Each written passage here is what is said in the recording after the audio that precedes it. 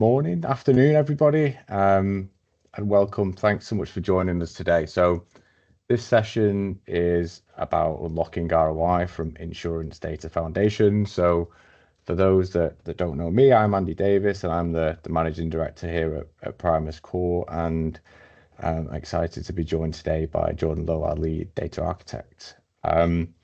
So to be clear, so Primus Core is a data and AI consultancy, and we specialize in regulated industries and supporting insurers to move from platform investments to sort of real world ROI by engineering trust governance, analytics, and build those into their data foundation. So what we'll be sharing today comes directly from recent delivery work with insurers and MGAs, where we've modernized their claims, premiums, and actuarial data, where they've dealt with reconciliation and governance, and just the realities of regulatory reporting. So we're not here today to talk about tools or theories. The idea is that we'll walk through today come from what we see fail in practice, and more importantly, what we actually see that unlocks ROI when data foundations are fixed properly. So if you're hoping for a webinar about dashboards and AI and that sort of hype, this probably isn't the session for you. But if you're interested in trying to understand why ROI hasn't shown up yet and what needs to change in the foundations for value to finally compound, then you're in the right place. So we'll try and keep it practical and opinionated and grounded in the real delivery work that Jordan and I have been involved with.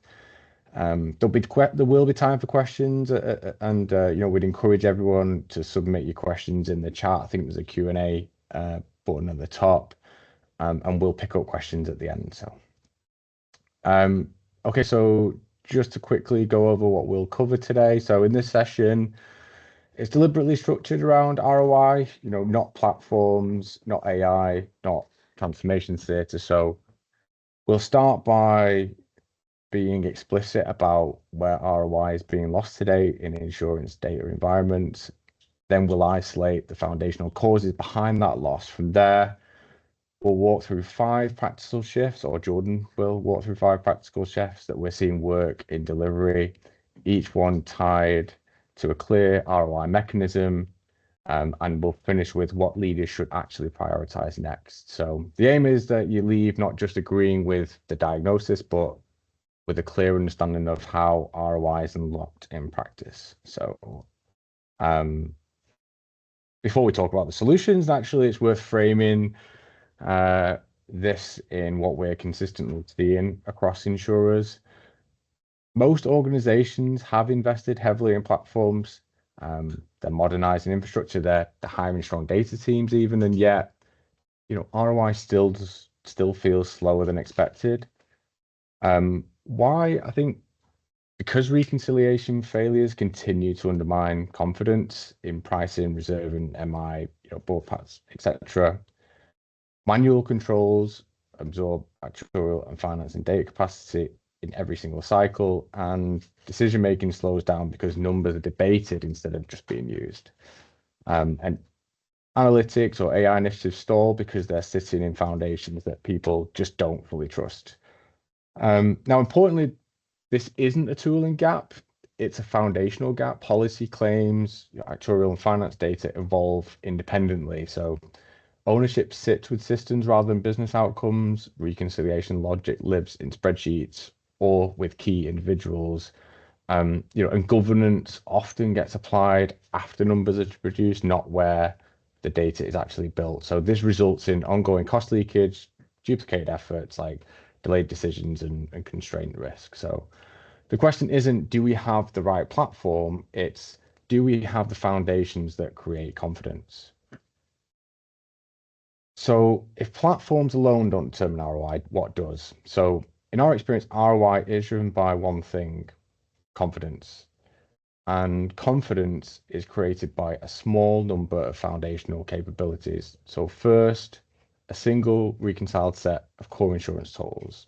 If premiums, claims, and exposure don't tie back consistently, everything above it becomes unstable. Secondly, the ability to explain the numbers quickly, repeatedly, and with evidence, not just once, every cycle under challenge. Third, reconciliation engineered into delivery, not bolted on at month end, but embedded in ingestion and transformation. Fourth, governance embedded where data changes, not as a committee or policy document, but as delivery infrastructure.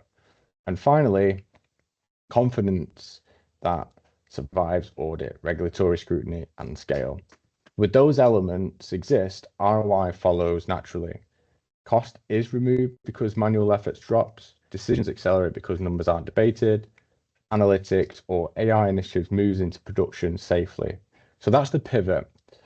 From here, hand over to Jordan, where he'll walk through the 5 practical steps that turn these principles into delivery. Jordan? Hi, all. Thanks for joining. So yeah, I'll take you through the 5 steps of this. So step 1 is aligning on trust and reconciliation. So as I'm sure most of you are aware, insurers try and align through workshops and shared glossaries, which is great until the next acquisition is onboarded or the next reporting cycle begins. As an example, an insurance group that would be growing through acquisition, every time a new entity comes in, it brings a different bordereau format, a different claim structure, or a different product line definition. And there's no unified data model. It's just a kind of a series of patchwork of different source systems and schemas that are brought together through manual mapping exercises. So the kind of counter example to this, which kind of brings it back to insurance, would be if you take a software-led organization, they would treat these kind of data sets as strict contracted APIs, where the schema and the ownership and the quality are encoded into the process, right? They're not debated. They're kind of strict guidelines that are followed between these two parties. So if we apply that back to insurance, it means we need to treat our premium claims and exposure data sets as contracted products with explicit definitions, consistent naming conventions, and standardized structures across every portfolio or line of business that we're working with. And then when a new entity is onboarded, we map it to our known target data model rather than trying to reinvent that mapping every time. So the ROI here is pretty key because we have clear contracts and unified model to reduce the rework, stop the downstream break fixing, and prevent multiple teams trying to solve the same reconciliation problem in parallel. You move from competing versions of truth to a single trusted baseline in that data model. And the direct cost removal is, faster reporting and being aware of, and being able to deliver new insights more quickly. On to step 2 then. So this is all about exposing the reality in that data. So as I'm sure you're aware, most of these kind of programs, they start with these pretty architecture diagrams, and I put a lot of these together in day to day, so I'm fully aware of this.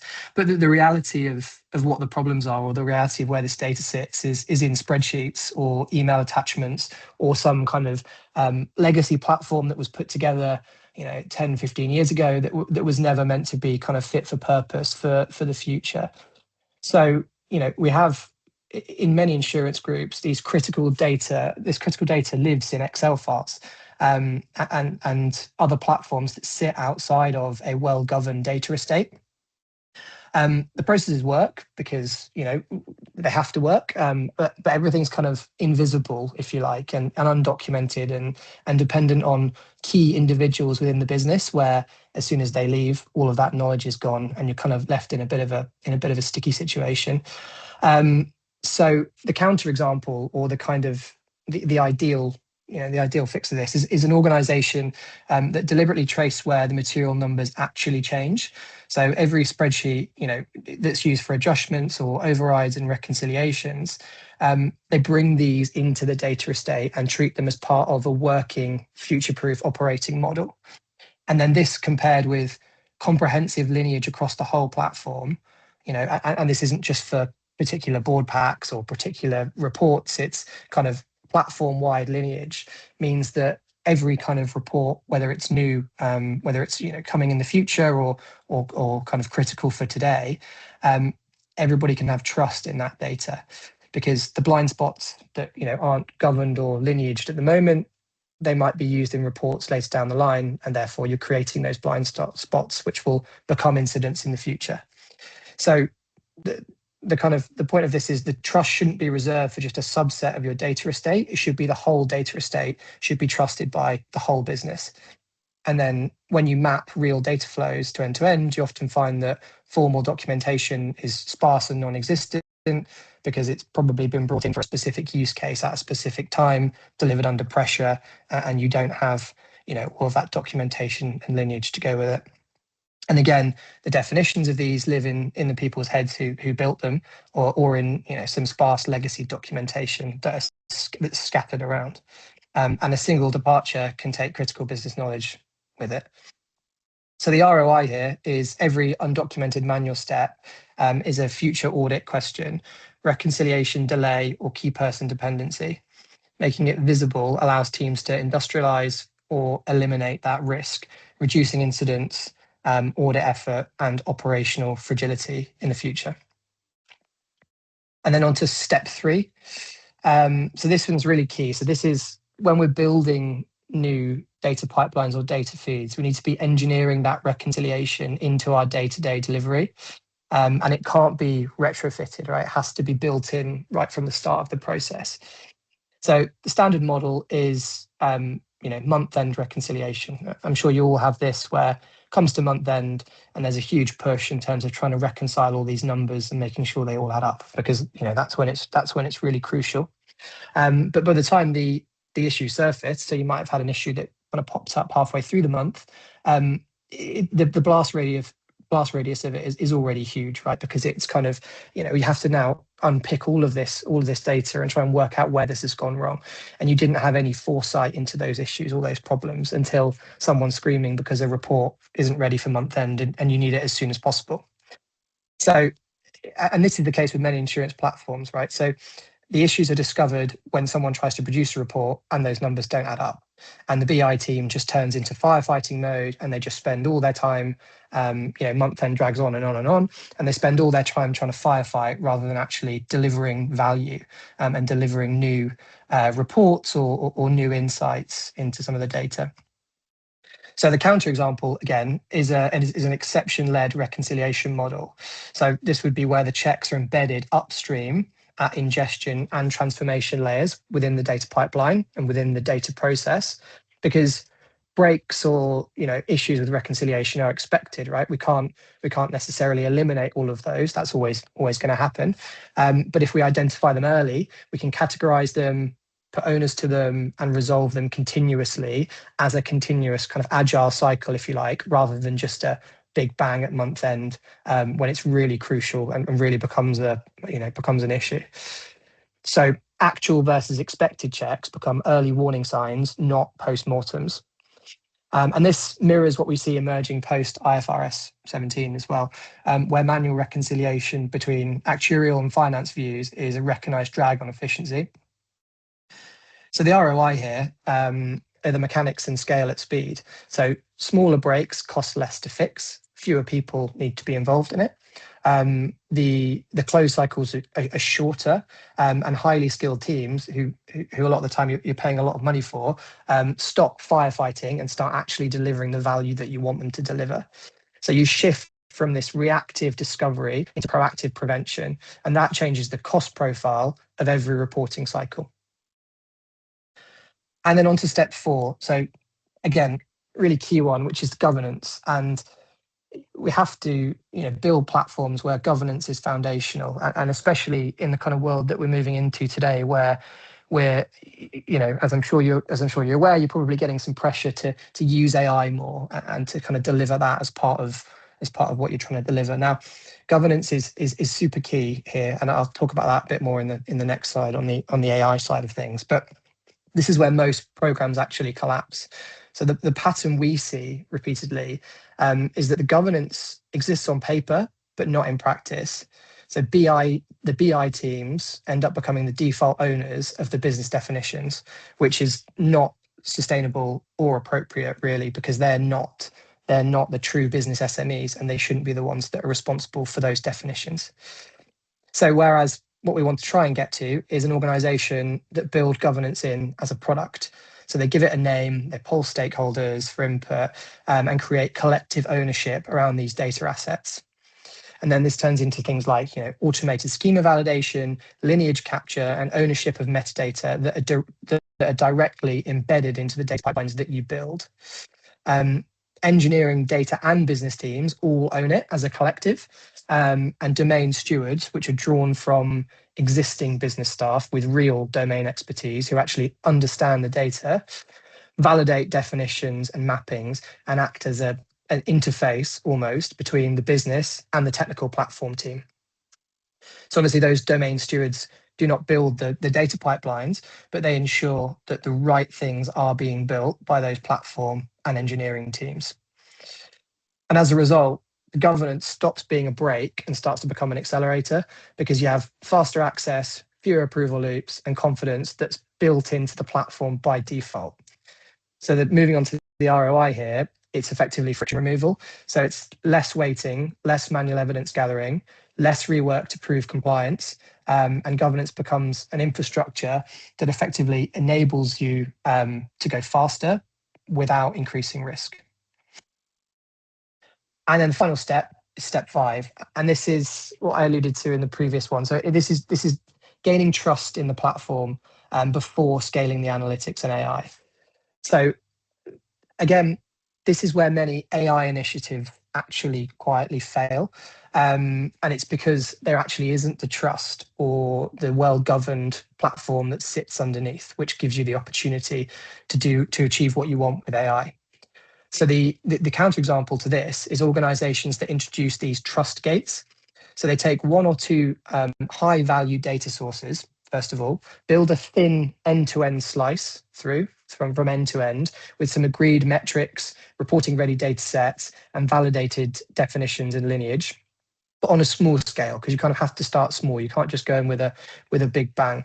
And then with that small slice, we prove reconciled totals, controls, and lineage on a single product line or single regulatory metric, for example, before then scaling that out. So it's almost like a proof of value stage. In practice, this looks like selecting a priority domain or a specific delegated authority portfolio and delivering a small, complete set of agreed KPIs and trusted data sets over a number of weeks. Business SMEs then come in and work with the team to validate those numbers as we go. Those definitions are well documented, the outputs are reconciled, and only then do we move on to the next domain. And again, this aligns closely with what we see in mature IFRS 17 environments, where the integration between the actuarial and the finance systems is a real driver of confidence, not model sophistication. The same principle applies to AI. If your foundational layer is not trusted, your AI outputs will not be trusted either. I'm sure you've heard the term garbage in, garbage out, and that's kind of one of the biggest issues with AI. You've got to have that well-governed and well-architected platform before you try and use AI, because otherwise you won't get the value that you expect, and you'll end up wasting a lot of time and a lot of money. So the ROI here is the capital protection and success rate.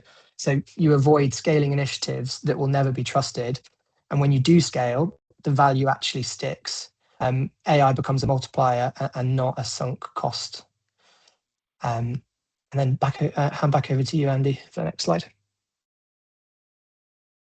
Thanks, Jordan. Appreciate that, mate. So yeah, I'll try and close things out. So results and outcomes. So when organizations fix data foundations, as Jordan's been discussing in the way we've described, ROI shows up very quickly, and in not an abstract way. So the first outcome is cost removal, as we've been through, not optimization. So manual reconciliation efforts drop because issues are caught earlier.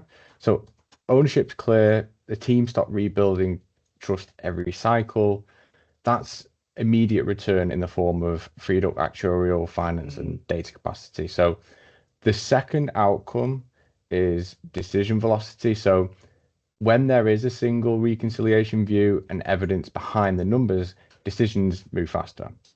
Pricing sign off, reserving confidence, and MI reviews stop being negotiation exercises. The third outcome is risk reduction. So controls embedded in pipelines, automated lineage, and repeatable reconciliation reduces audit efforts, regulatory exposure, and key person dependencies. This is ROI through avoidance downstream, which boards understand very, very well. And finally, scalable value creation. So once trust is proven, analytics and AI stop stalling.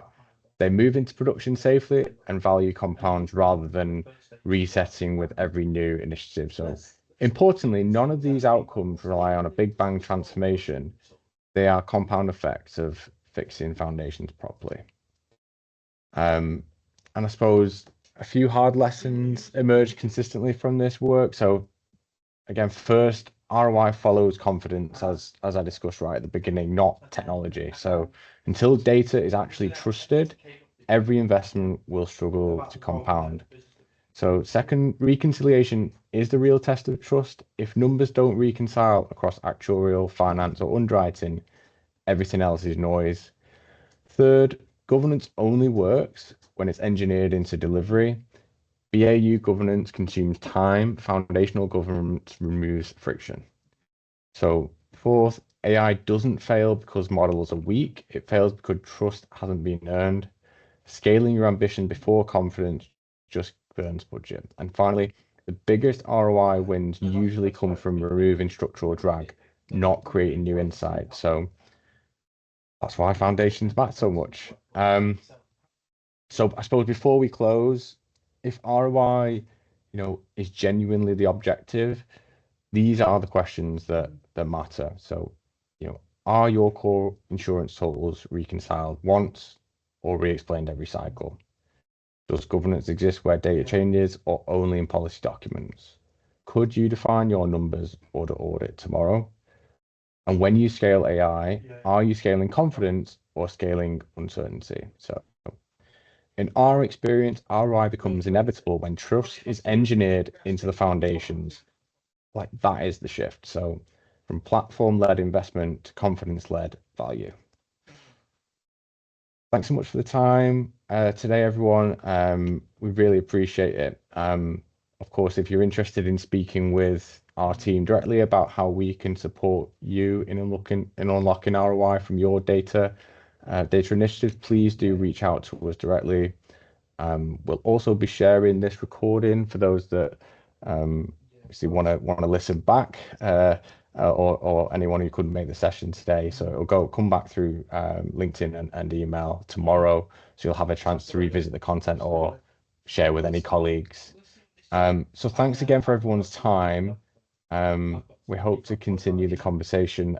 I will check now for any questions in the chat. Just see if there are any. Jordan, have you had any come through? Thank you. Don't think we've got any in the Q&A chat. I think people have had enough of listening to my northern tone for half an hour, so perhaps that's that's a sign of the end. So again, we will send this out to everyone over email and via LinkedIn. So obviously, please respond there with any questions that you may or may not have.